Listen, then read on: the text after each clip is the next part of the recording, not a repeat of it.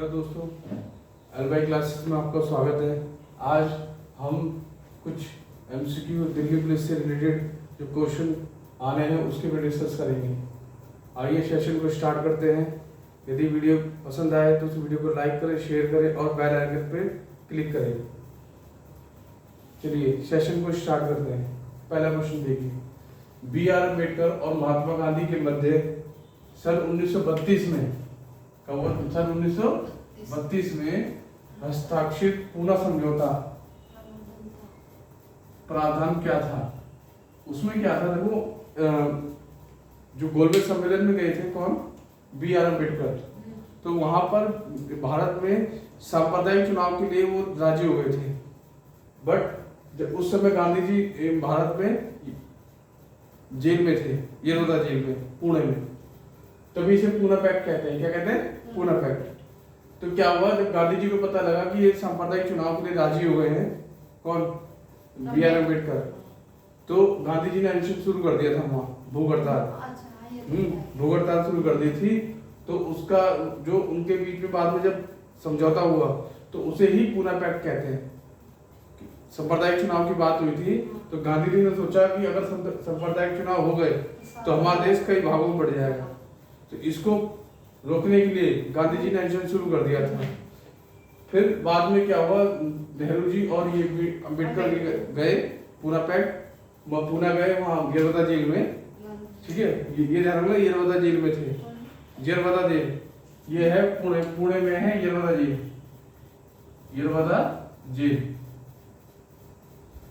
ये पुणे में, जहाँ पर कसाब का नाम सुना है, जो आतंकवादी था कसाब, वो इसी जेल में था। उसी जेल में तो फांसी दी गई थी, येरवदा जेल में। तो पुणे के येरवदा जेल में गांधी जी थे।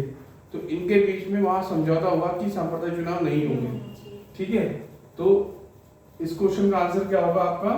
हरिजनों के लिए आरक्षण सहित संयुक्त निर्वाचन क्षेत्र, यानी कि इनके लिए हरिजनों के लिए जितने भी थे ना उसके लिए, तो इसका आंसर यही होगा, सी ऑप्शन। ठीक है, डी ऑप्शन लिखा ही नहीं इसमें मैंने, कोई बात नहीं। रेगुलेटरी एक्ट पारित किया गया। ठीक है, रेगुलेटरी एक्ट के बारे में आपको मैंने बताया था। जब कंपनी के जो अधिकारों को रेगुलेट करने के लिए रेगुलेटरी एक्ट आया था, पहला रेगुलेटरी एक्ट 1773 में आया था। 1773 में कंपनी की में बहुत ही ज्यादा भ्रष्टाचार था, उसको रेगुलेट करने के लिए क्या आया था? Regulatory act. इसके अंतर्गत सुप्रीम कोर्ट की स्थापना हुई थी। क्वेश्चन ये भी आया हुआ है, रेगुलेटरी एक्ट जो है ना, उस जो वो एक्ट आया था उसमें क्या हुआ था? सबसे पहले तो जो पहले क्या होते थे, चलो मैं यहाँ समझा दूंगा अभी मैं। ठीक है, जैसे अब मैं क्वेश्चन पर उठा रहा हूँ। अच्छा लिखा ना? हाँ, देखो बेटा, समझो मेरी बात को। देखो, भारत छोटा सा भारत बनाया तुमने यहाँ पर, है छोटा भारत बना दूं? बना दूंगा। तो पहले ये भी यहाँ गवर्नर हुआ था, यहाँ गवर्नर होते थे, और एक यहाँ बंगाल, बॉम्बे, मद्रास, तीन होते थे। ठीक है, तो ये बंगाल जो था ना, बंगाल के गवर्नर को गवर्नर जनरल बना दिया। क्या कहते हैं? Governor general. यानी कि इन तीनों में से सबसे हेड कौन हो गया? ये। पहले तीनों बराबर हुआ करते थे, बट बाद में क्या करा उन्होंने? इसको हेड बना दिया, किसको? बंगाल के नवाब को, वो बंगाल के गवर्नर को। ठीक है, उसको गवर्नर जनरल कहने लग गए। और सुप्रीम कोर्ट की स्थापना हुई। सुप्रीम कोर्ट की स्थापना किस एक्ट के अंतर्गत हुई? 1773 में अनाउंस हो गया था और 1774 में सुप्रीम कोर्ट बन गया था। ठीक है, तो सुप्रीम कोर्ट की स्थापना होती है रेगुलेटरी एक्ट के अंतर्गत। और ये आया क्यों था? कंपनी में व्याप्त जो भ्रष्टाचार था ना, उसको रोकने के लिए, और कंपनी के अधिकारों को रेगुलेट भी करा था उसके अंतर्गत। ठीक है, नियंत्रण क्या करता? नियंत्रण करने के लिए। अब देखो 1946 में क्या है? सुप्रीम कोर्ट की स्थापना हुई थी। क्यों हुई थी? हाँ, रेगुलेटिंग एक्ट के दो तीन मेन कारण ये है कि रेगुलेटिंग एक्ट 1773 में आया था। रेगुलेटिंग एक्ट के अंतर्गत रेगुलेटिंग एक्ट 1773। ठीक है, इस एक्ट के अंतर्गत सुप्रीम कोर्ट की स्थापना का प्रावधान था। ठीक है, और 1774 में सुप्रीम कोर्ट बन गया। ये क्वेश्चन बहुत पूछता है। ठीक है, अब नहीं चल 1946 का कैबिनेट मिशन 3 मंत्रियों से गठित था। कैबिनेट मिशन 1946 ऐसा हुआ था। इसके बारे में बताता हूँ मैं आपको। ये होगा सर 1945 में द्वितीय विश्व समाप्त हुआ था। तो उससे द्वितीय जब हुआ था, इससे ब्रिटेन की हालत काफी खत्म हो गई थी। ठीक है, क्योंकि बहुत जब युद्ध लड़ते हैं तो जान माल हाल पानी धन इनके बहुत बड़ा मतलब लॉस होता है। तो इनकी हालत थोड़ी टेढ़ी हो गई थी, क्योंकि ब्रिटेन की। तो ब्रिटेन में एक चुनाव हुए थे 1945 में, जिसमें एक लेबर पार्टी होती थी वहां पर, और ये होती कंजर्वेटिव पार्टी ब्रिटेन में। तो लेबर पार्टी के जो थे ना क्लीमेंट एटली, इनकी सरकार जीत गई थी। लेबर पार्टी की सरकार जीत गई थी क्लीमेंट एटली की सरकार जीत गई थी। तो उसके बाद कैबिनेट मिशन आया, उसमें 3 लोग आए थे, सर स्टेफर्ड क्रिप्स, अलेक्जेंडर और लॉरेंस। ये 3 लोग आए थे और ये नहीं आए थे, है ना? ना, ये नहीं आए थे। तो इसको ऐसे याद करो, CAL, है ना? CAL, क्रिप्स, अलेक्जेंडर, लॉरेंस, ये 3 लोग आए थे कैबिनेट। नेक्स्ट, भारत का संविधान लागू होने तक स्वतंत्रता के पश्चात इसका शासन किसके अंतर्गत चलाया गया? के संविधान के अनुसार। हाँ, किसके? नहीं, देखो आप समझो मेरी बात को। भारत आजाद कब हुआ? 1947 को 15 अगस्त। हमारा जो गणतंत्र कब बना, मतलब 26 जनवरी 1950। तो इसमें इसका अंतर कितना? 2 साल 11 महीना और 18 दिन था। मतलब 2, 11 और 18। ठीक है बेटा, जब 1947 से लेकर 2 साल 11, 18 दिन लगे, तो इस समय कोई तो कानून होगा जिसके अनुसार, हाँ मेरी बात सुनो पूरी बात। कोई ऐसा कानून तो होगा जिसके अंतर्गत हम शासन करेंगे, है ना? कोई नियम कायदे कुछ तो होंगे। तो 1935 का अधिनियम था, और 1935 का जो अधिनियम है उसको हमने एजिटेड उतारा ज्यादातर। उसके ज्यादातर जो हमारे अनुच्छेद है ना, जो अनुच्छेद, हाँ 1935 लिए है। तो 1935 का बहुत बड़ा प्रभाव है हमारे संविधान पे। हाँ ठीक है, देखो मेरी बात सुनो। नेक्स्ट, भारतीयों को वर्ष 1947 में सार्वभौम सत्ता सौंपने की योजना को क्या कहते हैं? भारतीयों को वर्ष 1947 में सत्ता जो सौंपी गई थी, उस योजना को कहते हैं। किस योजना के अंतर्गत हमारी सत्ता मिली थी हमें, हम आजाद हुए थे? तो वो है माउंटबेटन योजना। हाँ, उसमें गवर्नर यही थे। ठीक है, तो कौन सी योजना के अंतर्गत? माउंटबेटन योजना। ठीक है, नेक्स्ट,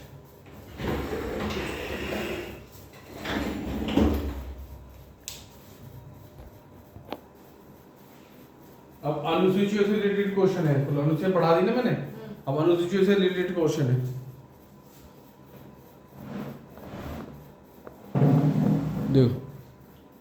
देखो बच्चों, वर्तमान में भारतीय जो संविधान है उसमें कितनी अनुसूचियां हैं? जब मूल संविधान बना था, जब शुरुआत में संविधान बना था, उसे कहते हैं मूल संविधान। तो 395 अनुच्छेद थे। कितने अनुच्छेद थे? 395 अनुच्छेद, 12 भाग थे। 8 अनुसूची, बोलो बेटा, 8 अनुसूची थी। ठीक है, ठीक है, रुक जाओ, रुको 22 भाग, 8 अनुसूची, 12 भाग। अब 22 भाग हो गए, 12 अनुसूचियां हो गई, और ये तो बढ़ते थे, 450 तक हो गए। हाँ बोलो बेटा। तो वर्तमान में भारतीय संविधान में कितनी अनुसूचियां हैं?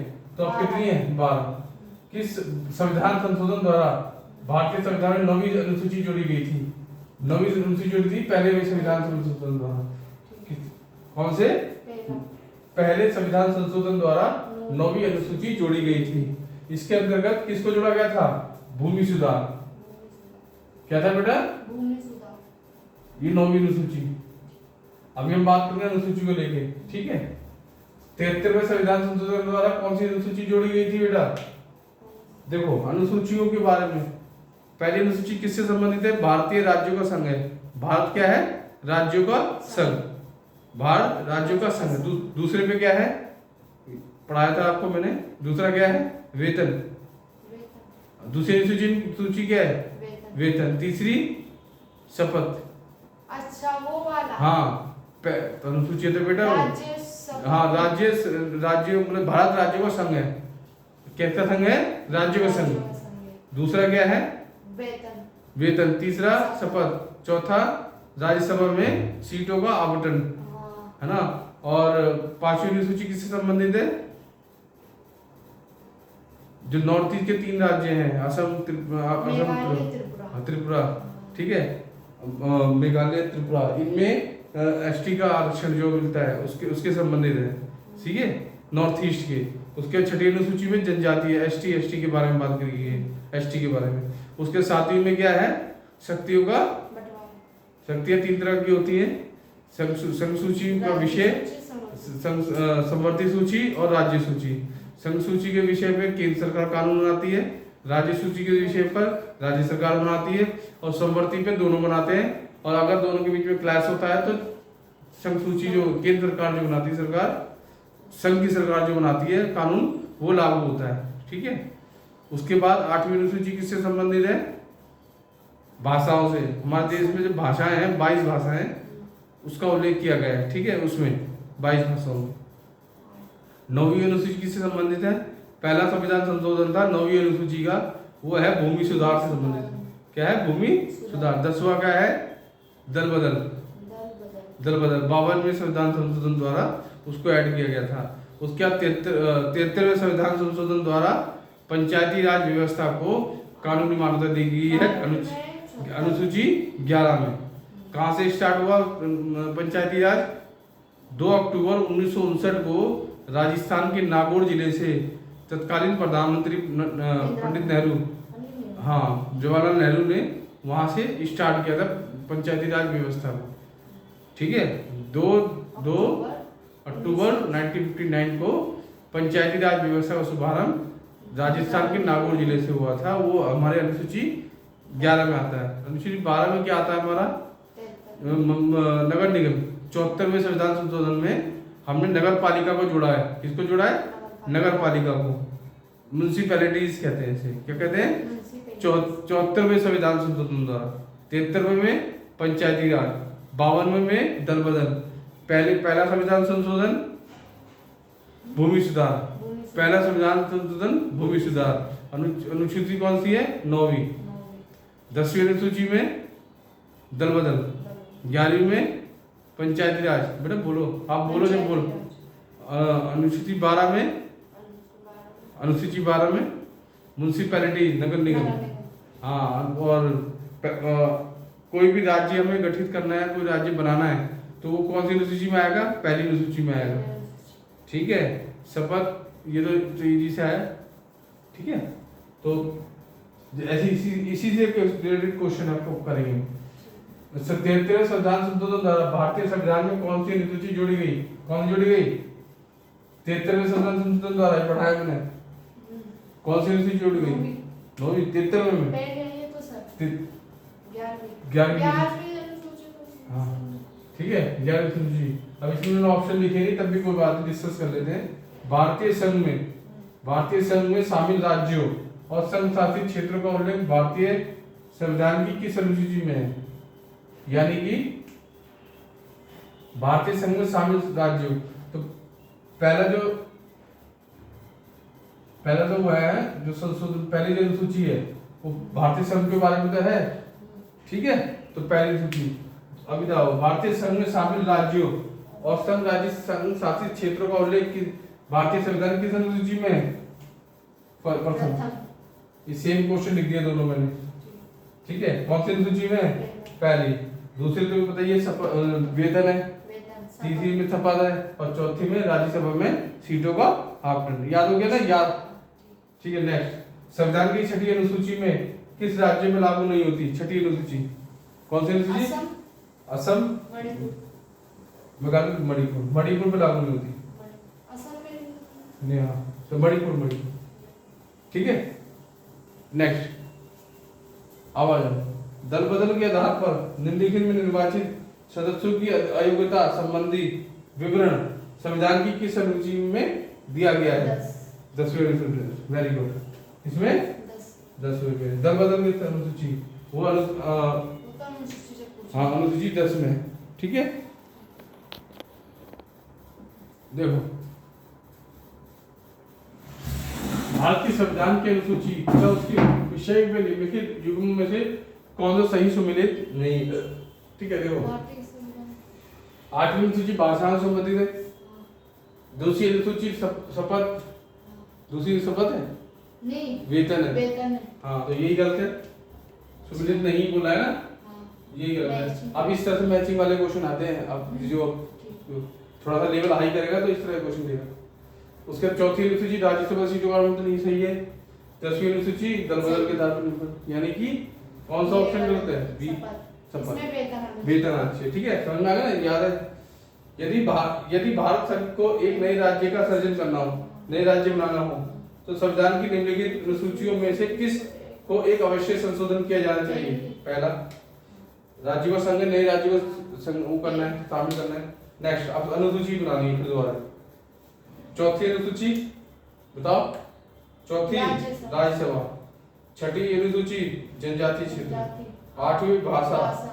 9वीं शुदा। भूमि सुधार। ये हो गया, ठीक है। समझ में आ गई मेरी बात को। तो ये हमारे एमसीक्यू थे, स्टार्टिंग कर दी एमसीक्यू की मैंने, ज्यादा एमसीक्यू करेंगे हम, ठीक है।